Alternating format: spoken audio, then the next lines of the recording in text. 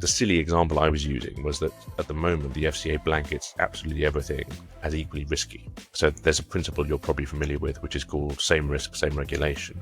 And the idea there is that you should apply, as it says on the tin, the same kind of regulation to things which are comparably risky. And we illustrated how stupid that was in our paper by saying that at the moment, the FCA is telling the market that Bitcoin, now adopted as a strategic reserve asset by the United States, has exactly the same risk profile as unicorn fart dust, which is a real meme coin. You can you can buy it. I recommend that you don't. But when you see it written down in black and white, and you realize what the fuck are the regulators doing, and my argument to them is that this is actually a complete dereliction of your duty. Freddie, how are you doing? Very well, thanks, Jordan. Thank you for having me on. Great to see you again.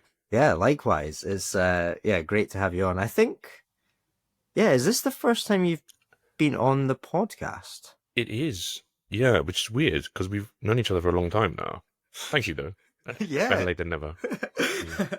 It's so good to have you on, and especially given the timing. So as I was saying before, I'm going to put this almost out as a emergency podcast because we've had such big news over the last day or so around the US adopting Bitcoin as a strategic reserve.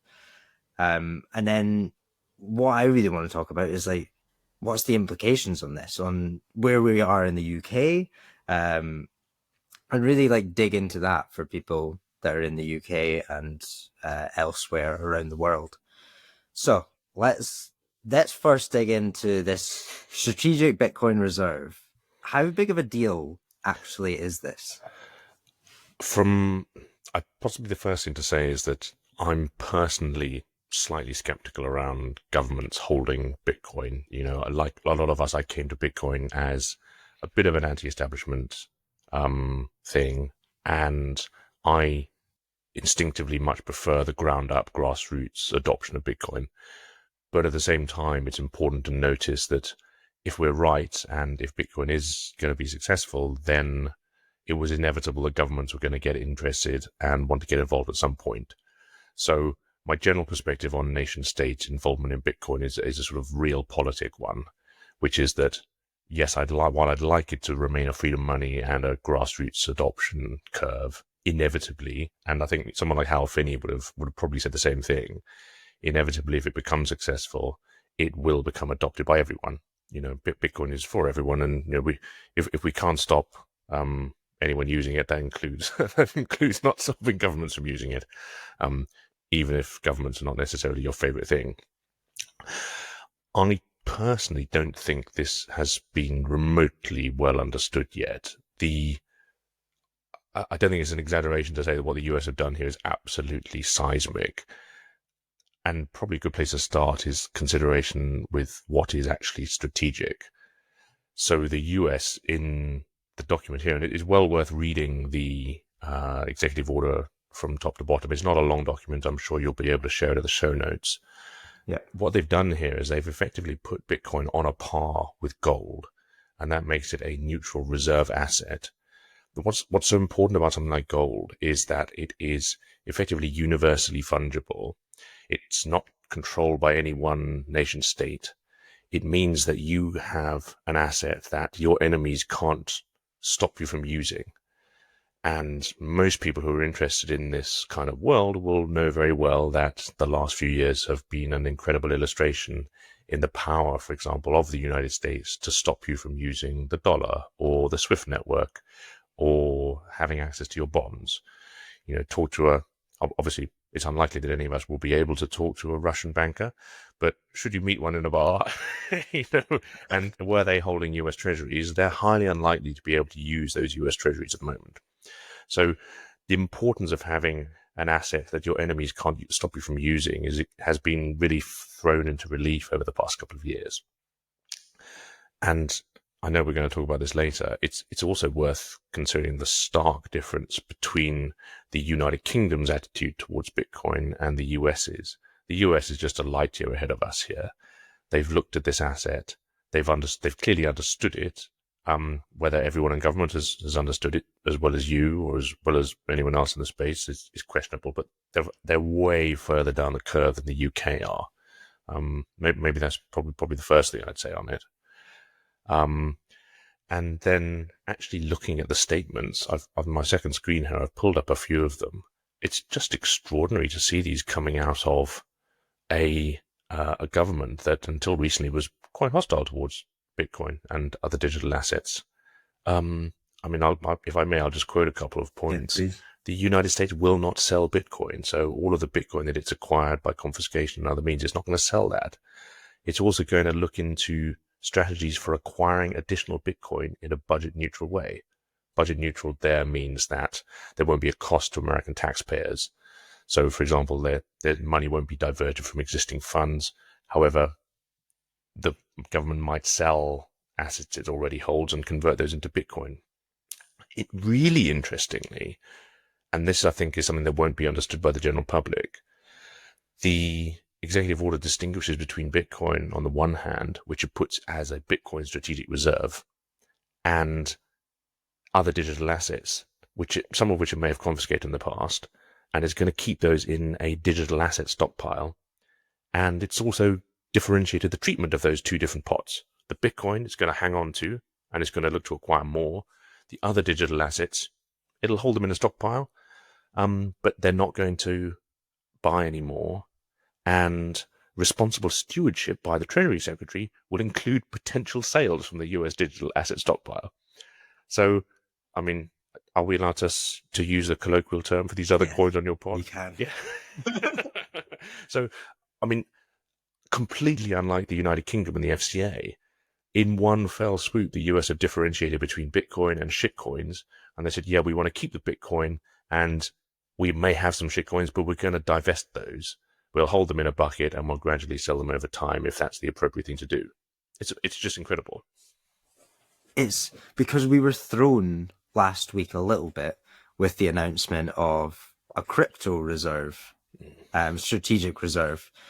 And now to get that separation, and this is something that we've been fighting for God knows how long, is distinguishing between Bitcoin and crypto, and also like Bitcoin and fiat. So we've been fighting on two battles.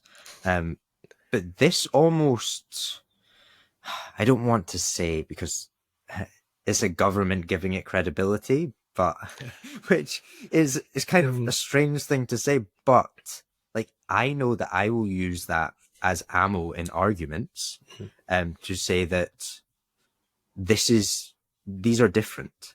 You see what the US are doing. They've got a crypto stockpile, but they are holding Bitcoin as a strategic reserve.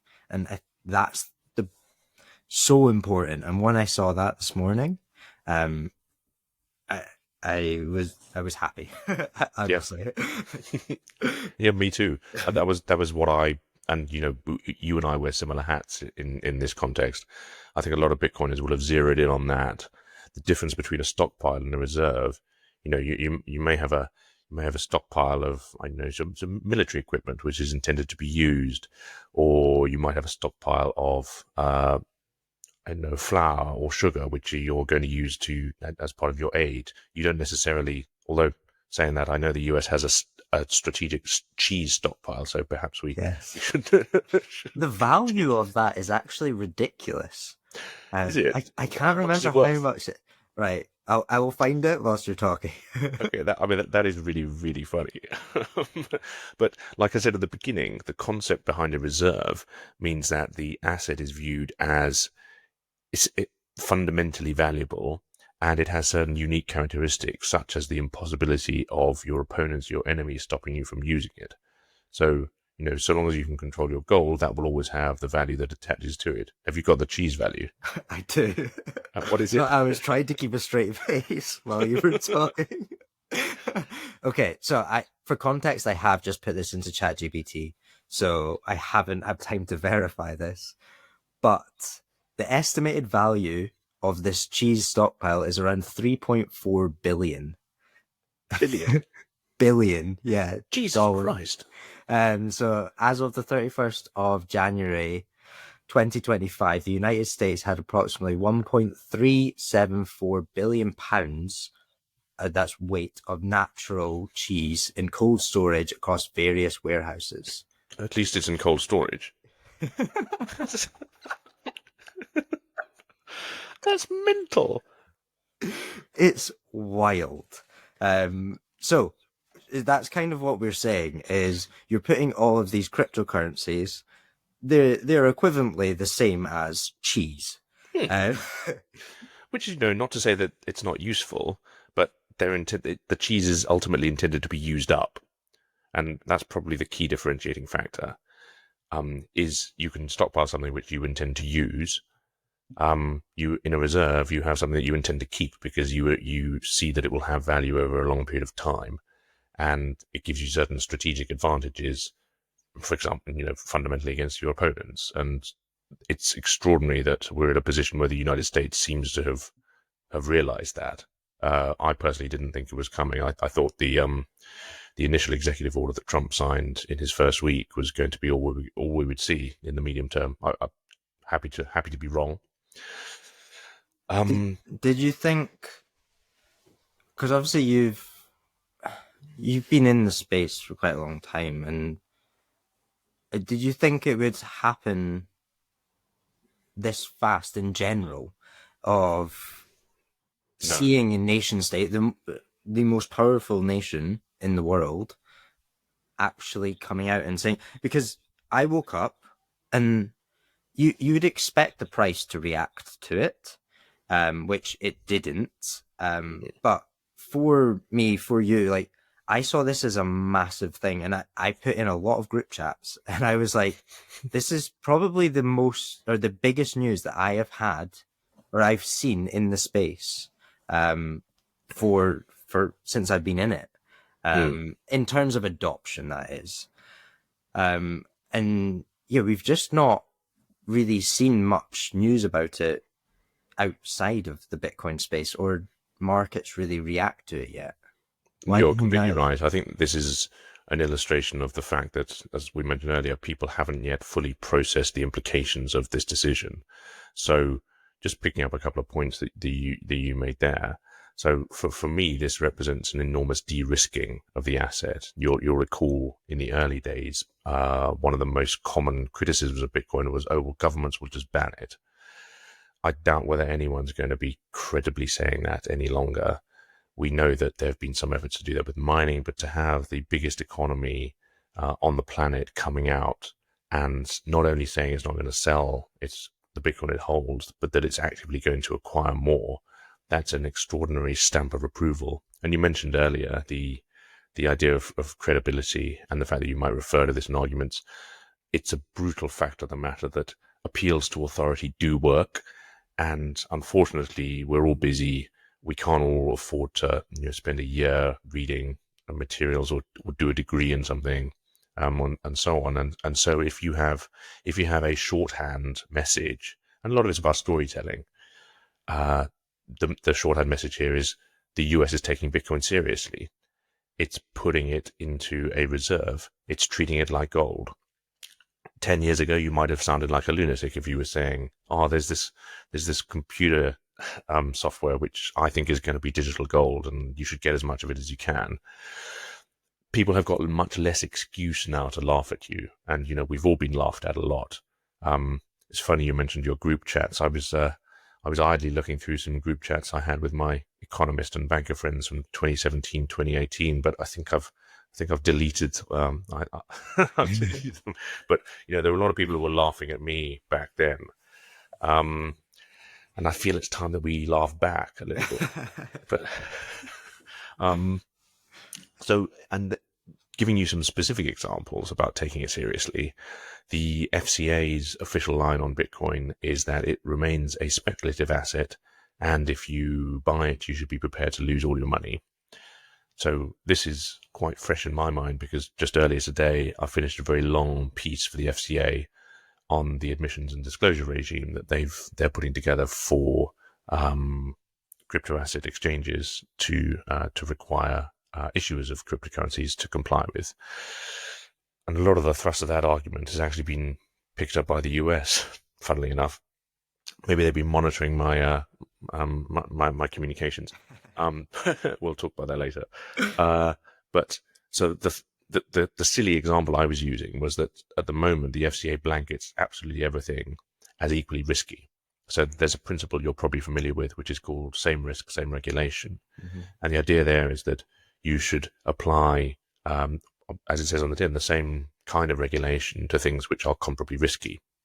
And we illustrated how stupid that was in our paper by saying that at the moment, the FCA is telling the market that Bitcoin, now adopted as a strategic reserve asset by the United States, has exactly the same risk profile as unicorn fart dust, which is a real meme coin.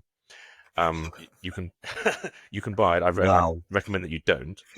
Uh, but when you see it written down in black and white, and you realize what the fuck are the regulators doing, and my argument to them is that this is actually a complete dereliction of your duty, because if I'm a retail investor who knows nothing and I go out into the market and I say, oh, Bitcoin's a bit expensive, I can't buy a whole Bitcoin, where shall I put my money?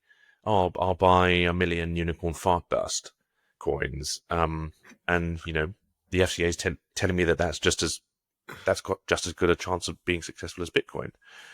So our view is the FCA is completely failing in its mandate to protect retail investors there. And at the same time, it's failing in its second mandate, which is a growth mandate. It's not just supposed to ensure the stability of markets and to protect consumers. It's also supposed to grow the market. And I mean, we've completely dropped the fucking ball here. There is no growth. I mean, you're trying to build a Bitcoin business yourself. It's tough It's in the hard UK. in the UK. So difficult in the UK. And especially when we're looking at what's, as you literally just described, we are looking at over to the US where they've just legitimized it and are saying this is a reserve asset, whereas we're living in a country that's saying no, it's not that way. It's the same as unicorn fart dust or whatever it was.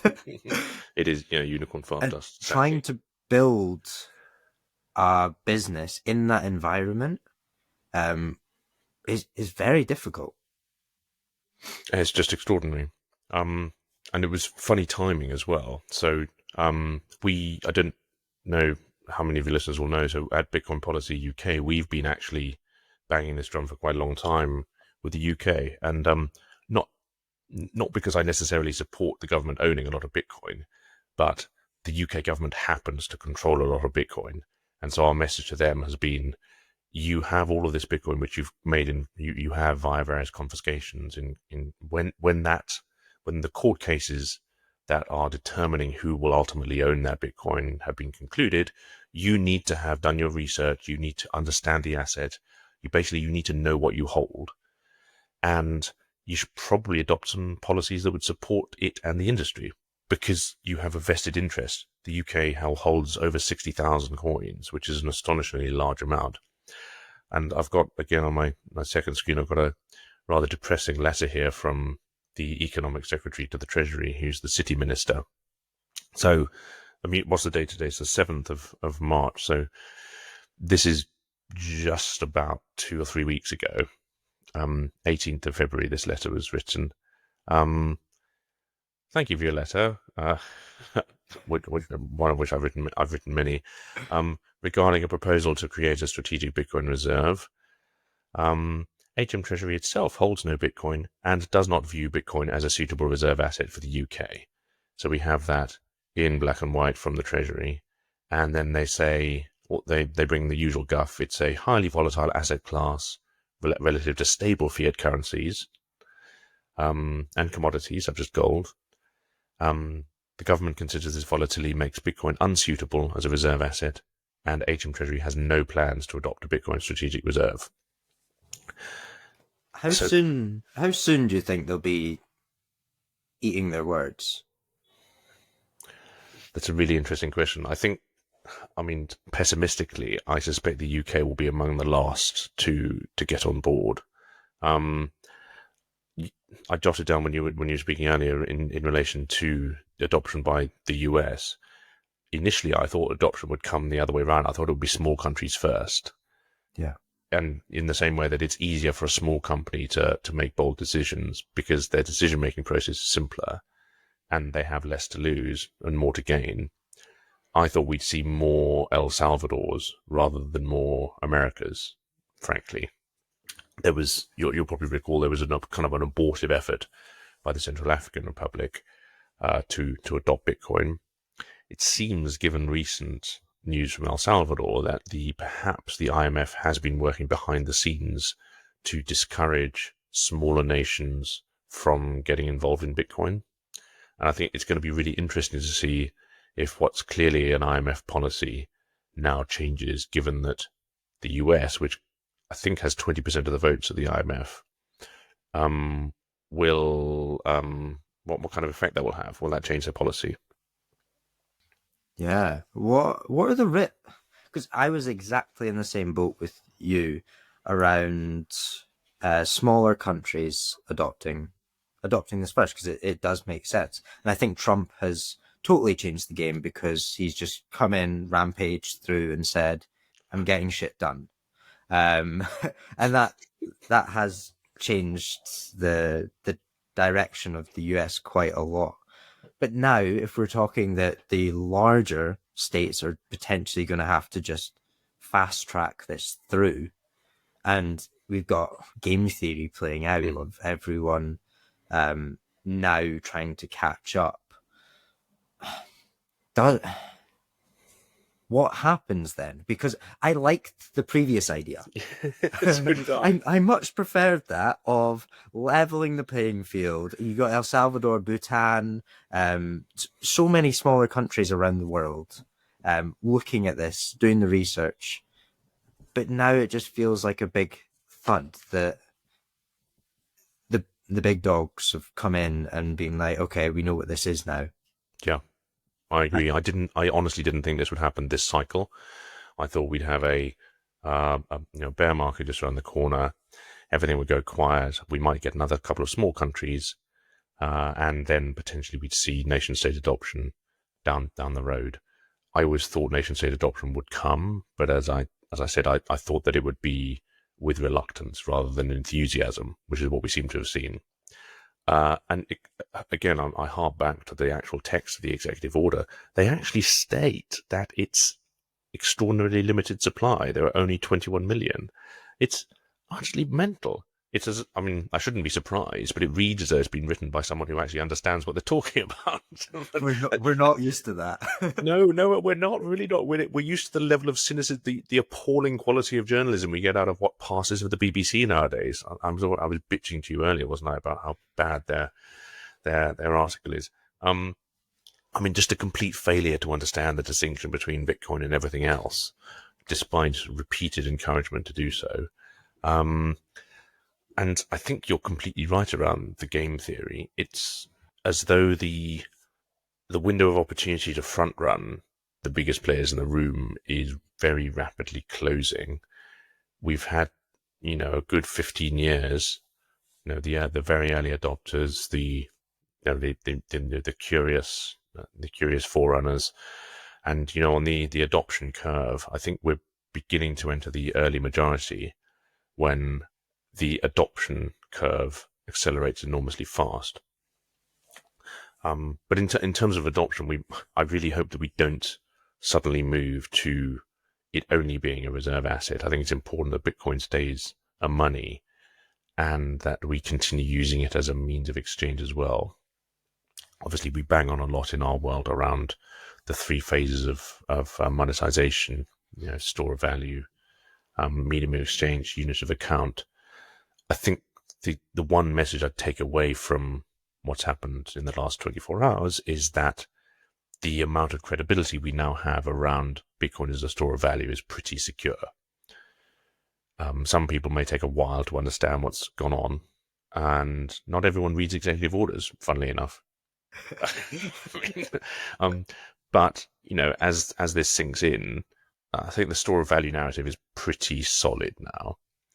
I'd like to see that we continue working on Lightning and other layer 2s and the adoption of Bitcoin as a as a means of exchange as well. And that will be helped, of course, by other policy steps. For example, tax treatment of Bitcoin. Your listeners may already know that in Germany, for example, if you hold Bitcoin for a year, there's no capital gain when you dispose of it. So that makes it easy to spend. The Czech Republic have just introduced a law that's similar, bit of a longer holding period. I think theirs is 3 years. There's also chatter about something similar coming out of the US today from the Crypto Council meeting. That'll be really interesting to see. And of course, the arguments in support of that are that if you increase the velocity of money in an economy, then it benefits everyone. I suspect with the government that we currently have in the UK, that argument will not be met with much enthusiasm. They have a very binary perspective of more tax is good, and so the more tax they can get out of people, the better, not noticing the fact that if that is the case, then people in the UK simply won't sell their Bitcoin, and so the government gets no tax at all.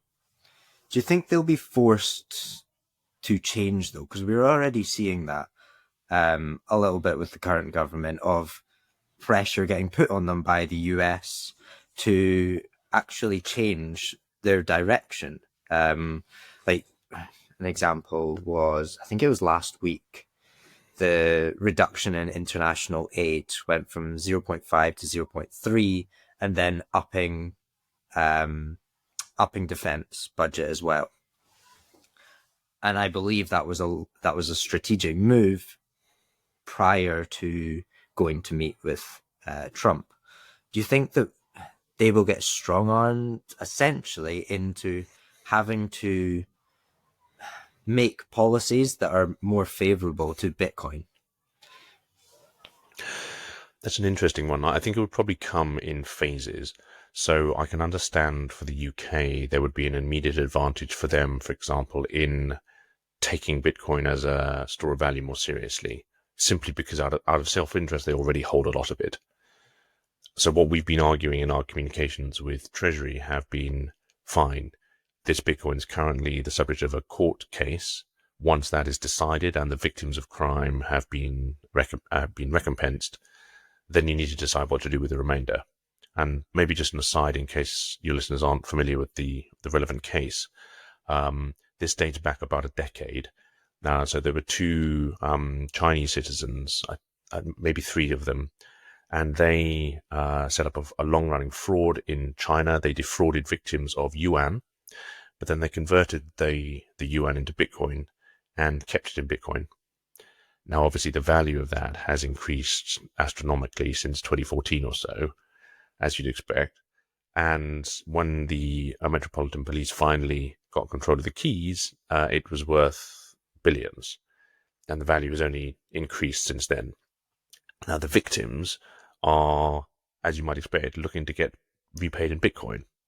Interestingly, though, they didn't lose Bitcoin, they lost yuan. So, arguably, if you're going to make them whole, you repay them. Let's say you lost £1,000 worth of yuan back in 2014. Obviously, if you've bought £1,000 worth of Bitcoin in 2014, that's worth quite a lot more now. But strictly speaking, that Bitcoin wasn't yours. That was converted by the criminal. So that's one of the reasons the UK has had to be a bit cagey about this. And I believe that there may be also nation-state involvement as well. So it's possible that the People's Republic of China have put some pressure on the UK to repatriate that Bitcoin. So there's some diplomatic considerations to go on with there. But provided all of the dust settles and everyone who needs to be compensated is compensated, the UK could be left holding quite a bit of Bitcoin. And at the moment, they don't care about it. They don't know what it is. Their official line is that it's a speculative asset with no intrinsic value.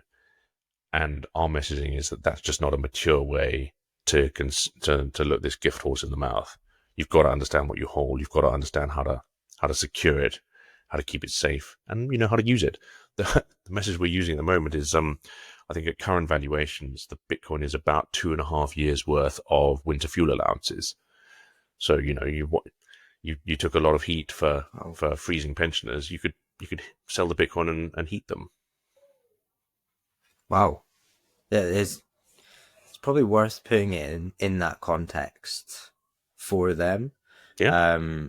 And the question that's coming to my head, and this is something I was thinking with the executive order as well, and then just when you were talking there, is where do nation states hold, or is there a where do they hold the Bitcoin essentially, and who has the keys, the control? You might not know the answer, but that's a big consideration that I'm sure the US have just gone through, the sorting all of that out. But yeah, I can give you some indication. So in the United States, it tends to be the US Marshals, and they have historically held and sold the Bitcoin. In fact, that's, one of their biggest auctions was 10, 15 years ago. And in the UK, I think this Bitcoin is held by the Metropolitan Police.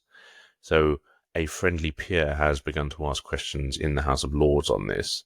And I published on my Twitter feed a little while back the kind of woolly response that was given to him by a Labour peer, stating that the government doesn't hold any Bitcoin. Well, technically that may be correct, but also in fact the Metropolitan Police is ultimately controlled by the Home Secretary, the Secretary of State. So the government does actually control the Bitcoin because you control the Met. As to exactly how the Bitcoin is held, this was kind of a follow-up question that we're hoping to have asked in the near future. I hope to God it's in a secure multi-sig. And, can you imagine being a Met police officer with $6 billion of Bitcoin on a single sig? Oh, that would be so scary. It's terrifying. Yeah, like I can just imagine them putting the seed phrase into the database or doing something like that. Just emailing it to someone. Yeah. Just having it swept. Yeah. It's quite a scary thought, but like now having to think about, because we've had to think about this, like how do we want to secure our Bitcoin? But it's, for me, it's minuscule I'm talking about compared to what nations are talking about with this. And it's a different way of custodying something that nations aren't used to. I think that's exactly the right point to make, because these people have never taken it seriously, they probably have very poor security practices, which I think is a complete, like I said earlier, I've said this already, a complete dereliction of your duty. If you are the government of a nation, your primary duty is to keep your nation and its assets secure and safe. Your people, your property, and the idea that we have a bunch of people who think Bitcoin is just nothing and worthless, looking after $6 billion worth of it, potentially in a hot wallet on someone's phone, it makes me feel ill. Yeah, I'm exactly the same. And especially because privacy is such a hot topic in the UK at the moment. And I know you've been banging this drum for so long.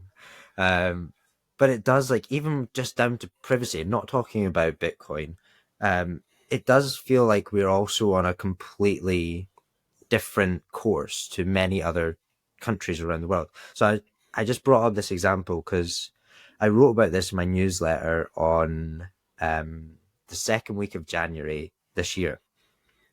And it was within the same week. I'll read out what I wrote.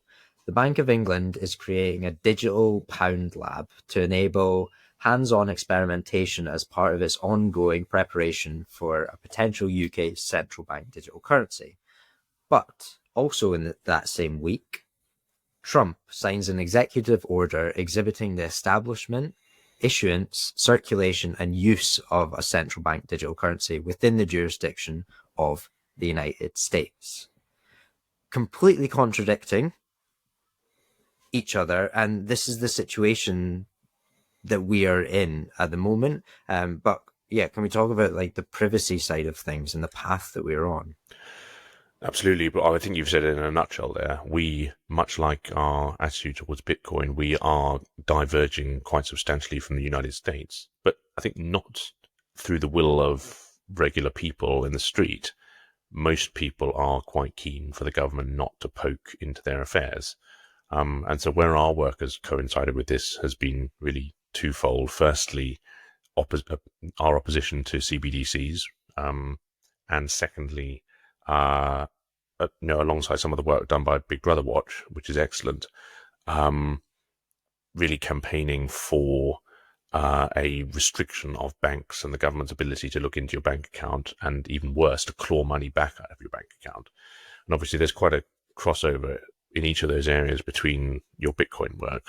Obviously, pushing back against CBDCs is absolutely key for us. And actually, I don't think things are as bad in the UK as you might necessarily think. I know the Bank of England has spent about 24 million on preparation for CBDCs already, and has delivered absolutely nothing for that money. And it's interesting, if you look particularly through the Telegraph, we're beginning to see more angry articles being written about that massive waste of money in the UK. So awareness, I think, is beginning to increase. And the nice thing about CBDCs is that the more people learn about them, the less they like them. So that is in our advantage. And at the same time, no one really likes having the government snoop into their bank accounts. So Big Brother Watch are running a nice campaign at the moment for letter writing to your MPs. I've written to mine using that their rubric and their template. I encourage everyone to do the same. These things may seem facile, and you may not think they make much of a difference, but they do.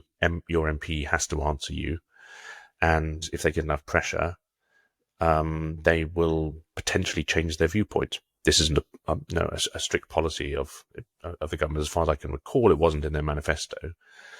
So these things do make a difference. The wider intrusion on privacy, I think, is something that's quite worrying at the moment. And again, I think it's something where the US is really diverging from the rest of the world.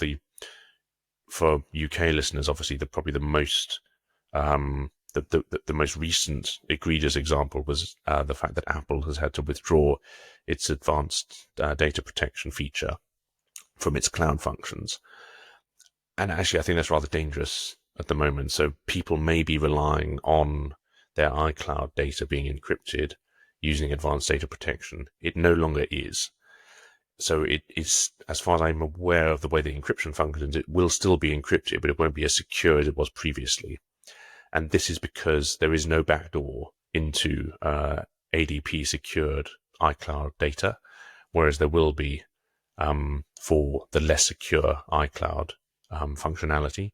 And the reason for that is that the UK government demanded that Apple build a backdoor into its ADP. Apple refused. And in a way, I think they've been quite principled here. Instead of creating a backdoor, they simply withdrew the function from all UK users.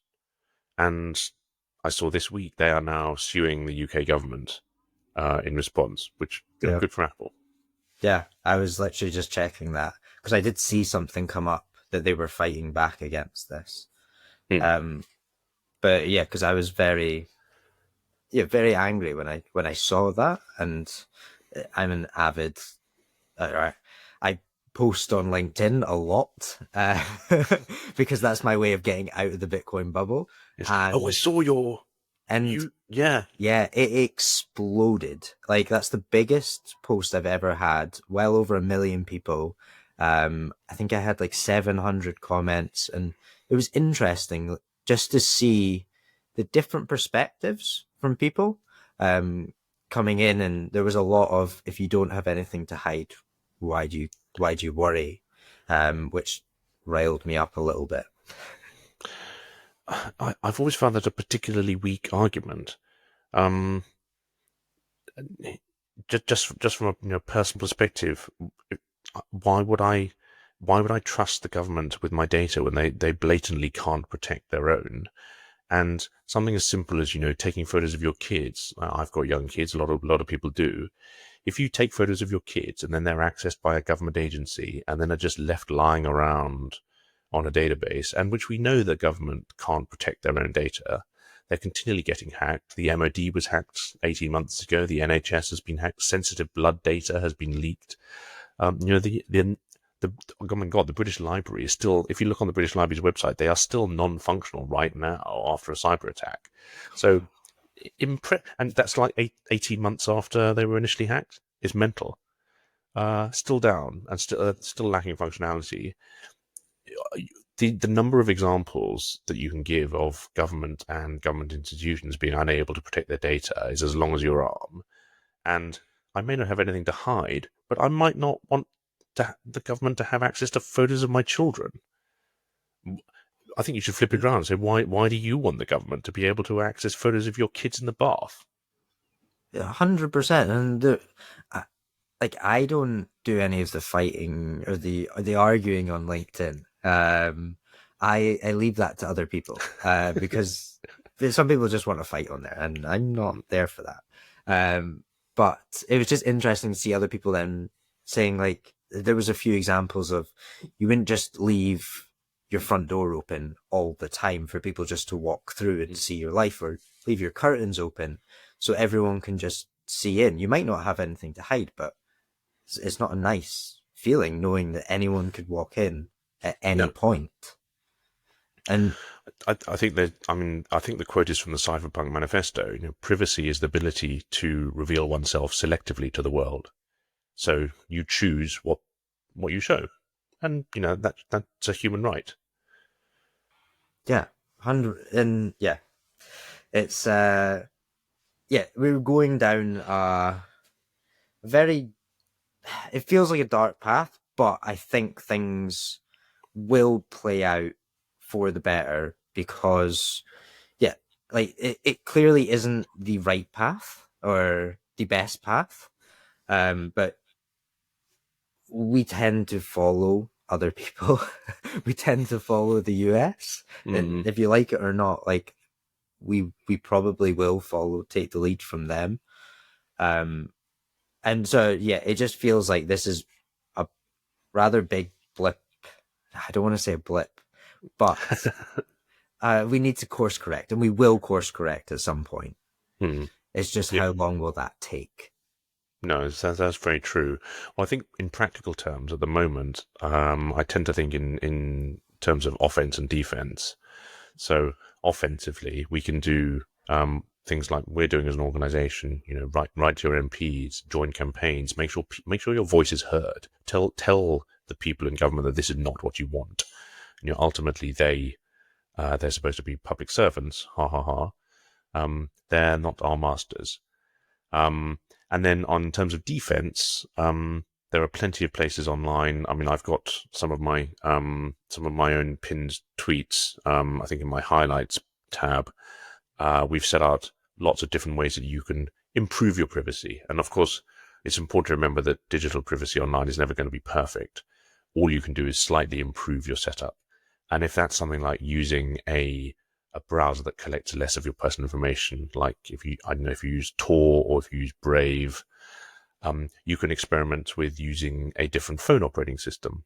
I have two phones. One is a regular Pixel. The other, I've installed Graphene OS on it. And that's a privacy hardened system. It's very easy to install. There are many good guides, and I've linked to some in my highlighted tab. You can choose to move away from Gmail and towards a more privacy-focused email like Proton, which are very good. I use them myself. Big fan of those guys. And each of these incremental steps, you can make yourself slightly more private.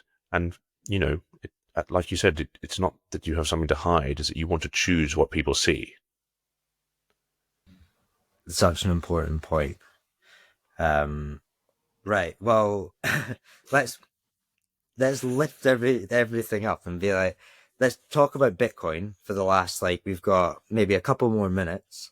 Because I realized that we've been talking about, because you started off brilliantly of it is a grassroots movement at the end of the day. But a lot of the conversation at the moment is from the top, like governments, institutions, everything like that. And we can't forget how strong the UK Bitcoin community is, which I think has evolved from the conditions that we're in because of policy. And yeah, we're just not. It's quite nice to not be. I'm trying to think how to word this. Not be seen as the crazy ones anymore. Because yeah, I gave a talk a while ago around numbers is a crazy game, and it feels now that we're getting the numbers behind us around Bitcoin. But yeah, I just want to give some like positivity towards the UK because we are, at the end of the day, we are still in a great position. Yeah, I think you're right. And it's important to remember that we wouldn't feel as frustrated with our government as we do if there wasn't such a big Bitcoin community in the United Kingdom. And, to this day, I think the best Bitcoin conference I've ever been to is the one that you put on with Jim up in Edinburgh. It was just fantastic. Such a fantastic, incredible atmosphere. And just a real eye opener to see that big venue absolutely packed with people from all over the country, all four nations crammed into the room, and so much enthusiasm. And from my own personal perspective, I feel as though, like, in community terms, we've kind of been on a roll since then. So much good stuff came out of that conference, and so many interesting conversations and new enterprises have sprung out of it. And that conference is kind of, I think, mirrored in all of the meetups you see all over the country, all of the grassroots growth, which is broadly ignored by the wider media and by the government as well, and will one day just take them by surprise. Yeah, and it's going back to that conference of where we are, like that was such a special time. Like the price was, I think we were at $17,000 during that time, and it was just bringing the community together, which we did. We tried to do it again this year, but we've had to postpone it. So because I want to do Edinburgh again at some point. It would be great. It has to happen. As like, it feels like it would almost be like I don't want to say a celebration, but like we were right about this, Yeah. and hopefully we've done that work in between of educating. Like you're doing so much work on the policy side of things, educating around that. You're focusing a little bit more in the UK. I of course a little bit on Scotland, and really trying to push that because of the energy that we've got up there. Like that's a really important thing for me. So hopefully later down the line we will have another conference in Edinburgh, and we'll be in a lot better position anyway. Well, I'd love to come back. It would be fantastic. Hopefully on an anniversary, maybe in the middle of the next bear market. So we can, lick our wounds together and then get ready for the next bull. Exactly. Well, yeah, thank you so much for coming on and just having this emergency meeting. Well, thank you. It's been fun. Yeah, and I think like that just lays out so nicely like what's actually happened with the executive order in the US and how does that influence not just the UK but the rest of the world as well, because I think this is a monumental moment, and I think we're both on the same page, but it's just not getting picked up or yet. It's only been a couple of hours, but yeah, as I said, like this is, for me, this is one of the biggest moments that I've seen adoption wise, credibility wise, since being in the space. I completely agree. I mean, if you had to sum it up in one line, this is not priced in yet. That is a great way to end the podcast. Well, thank you so much for coming on. Thanks for having me. Lovely to speak. Take care. Bye.